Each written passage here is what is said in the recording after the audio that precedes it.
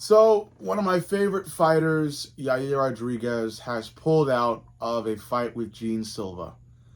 And initially, I had felt an extreme wave of disappointment, of sadness, of upsetness, disgust, because, I felt like this would be a blemish on Yair Rodriguez's name and be a big setback for him. But then I remembered that this is a featherweight fight. And Yair Rodriguez, just a couple weeks ago, mentioned that he wants to move to the UFC's lightweight division. So here's what I think happened. Yair had said yes to this fight a while ago. Then he thought about Diego Lopez moving. He thought about all the attention the lightweight division was getting. And he thought about the current king at featherweight, which is Alexander Volkanovski, who packed him up in his title shot not too long ago, in emphatic fashion. Volk shut Yair down on the feet and on the ground. Yair was rendered defenseless, you know, offenseless as well in that fight. So Yair thought about it. He weighed all his options. He thought about that. He realistically would never really get a guaranteed title shot at featherweight ever again, given all the competition with Volk involved. And he thought about a heavier version of himself, a version of himself that is still as talented on the feet, still as athletic. He can get off the ground with the kicks, but also one that has a bit more weight. So that's added durability and added power. And he was sold on it. So what did he do? He started the journey on making the weight. And not making the weight like cutting the weight, making the weight like gaining the weight. And that means that he's less concerned about making the weight for featherweight, aka, like I said, cutting the weight. So there's a conflict there. There's a conflict of interests.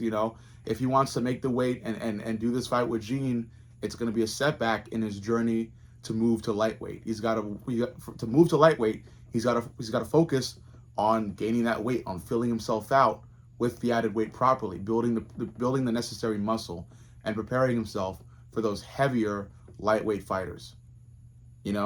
So that's his new mission. That's why I am actually okay with him pulling out, and I'm not concerned at all as a super fan of Yair Rodriguez, as a guy that would like nothing more than Yair Rodriguez to be a UFC champion.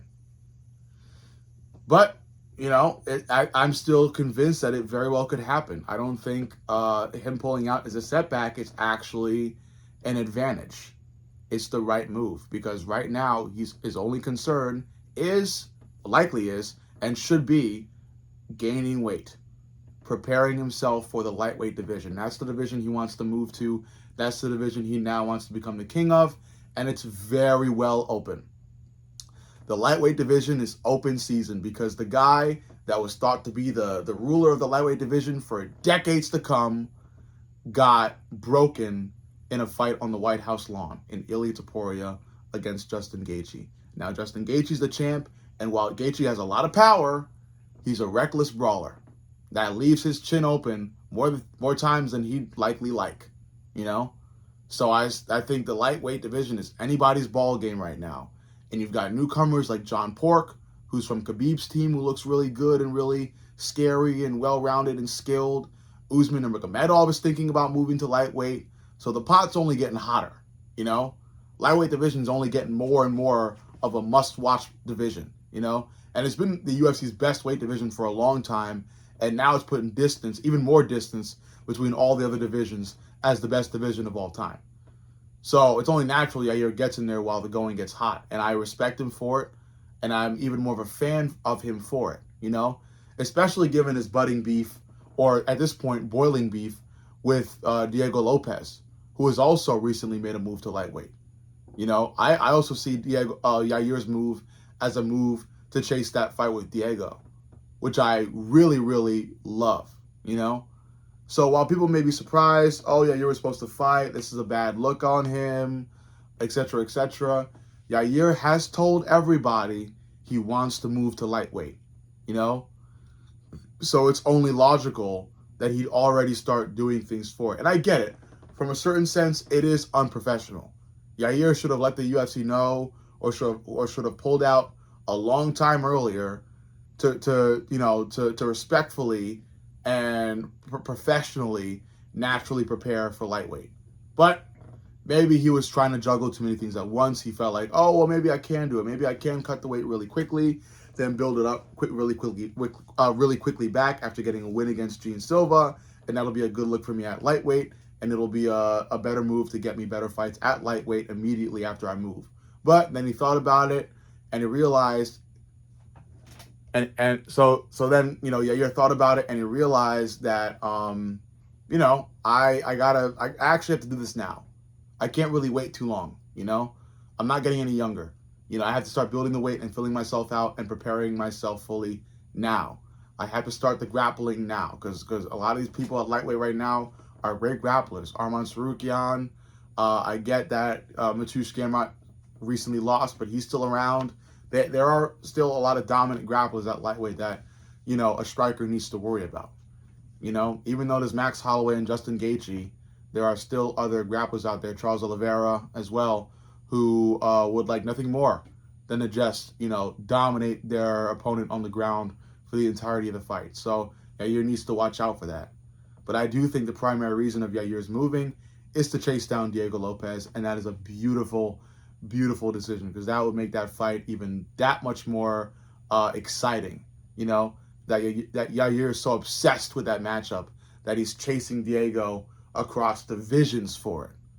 You know, that makes me love Yair Rodriguez even more because he is that dramatic. Yair is that, for lack of a better term, or in the most respectful sense possible, petty. Yair is that petty, you know? And I love that about him. That's why he's one of my favorite fighters. Because he's a fighter that can build a story, you know? He's a fighter that can back that story up in the cage. He's talented. He's skillful. He's dramatic. He's driven. He's passionate. He's emotional. Those are beautiful things for a favorite fighter to have, you know? Some fighters drone and they don't care, like Jalen Turner, you know, pre-religious revival, you know? Like Kevin Holland. You know, fighters that could care less and just want to make their money and float around the middle of a division, and, you know, that's about it. There's no story to it. There's no nothing. It's a guy doing a job, and that's it. There's no real passion there. Yair has that passion, and he's bringing it to lightweight, and I'm excited for it, and this is only a further sign that he's doing so. He could care less about featherweight anymore. He doesn't care about a fight with Gene Silva. He doesn't care about another chance at Volk. He is moving on. He's going to the lightweight division, and he's going to become one of the names in the top few. You know? He's going to get a fight with a big lightweight name, I think, either way, whether he was to show up for this Gene Silva fight or not. But he's not. And I think, you know, there's going to be some outrage. I've already seen some MMA content creation pages talking about how Yair should be cut, etc., etc. But in the end, I think Yair will also explain to the UFC what his plans are. And I think if the UFC is able to look at his decision long term, they'll respect it.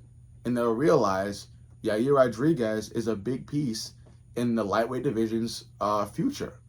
If they want that division to really be booming, you know, and have all these beefs and competition and big matches and be twice as lucrative as it's ever been, Yair needs to be there. Yair needs to be a part of that. He's got to have a run-in with Diego. You know, that's got to be a big blockbuster fight, a co-main, or a top few fight on a main card for some UFC numbered event.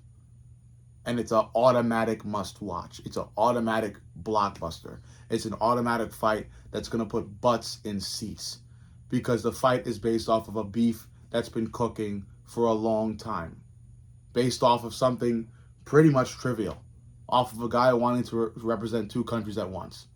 But Yair is upset enough about it to chase the guy across divisions. That is what the fight game, the true fight game, the memorable fight game is made out of. That's Khabib, Conor level stuff. It's obsession, it's passion, it's emotion, and it's must-see TV. Bad Blood. Bad Blood does it. It always does. Marvin Vettori versus Brendan Allen, Bad Blood matchup. Both of those guys are kind of mid-tier fighters, you know? They're not exactly stars, but they came together and put on a memorable fight. Why? Because they hated each other prior to it. It's bad blood. Bad blood is always the key. It is the key I'll keep professing to you guys for years. That bad blood is the starting point for the Khabib-Conor fights. And it's not easy to make. It's not easily replaceable. Some fighters just want to be respectable all the time and shake hands and high five like Ian Gary, you know? But other fighters like Conor McGregor are filled with passion and rage, and they express it wherever they go. And that's what makes countries follow them. It's bad blood, and Yair has it. And the UFC needs that for the lightweight division. So I'm happy that he's pulled out. And you may not be. But read between the lines. Let me know what you think.